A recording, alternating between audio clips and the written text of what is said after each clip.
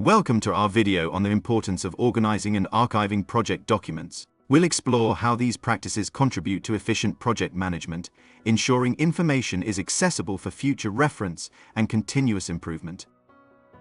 Organized documents facilitate easy retrieval of information, allowing quick access when needed. Centralizing documents in one location minimizes the risk of loss or misplacement, ensuring all project data is secure and readily available.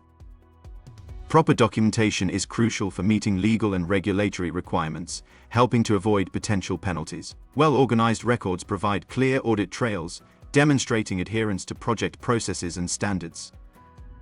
Archived documents support project continuity by aiding knowledge transfer to new team members or stakeholders. They serve as valuable references for future projects, helping to avoid repeated mistakes and leverage past successes. Well-organized documents enhance communication by ensuring all team members and stakeholders have access to consistent and up-to-date information. They provide a historical record of the project's progress, decisions, and changes.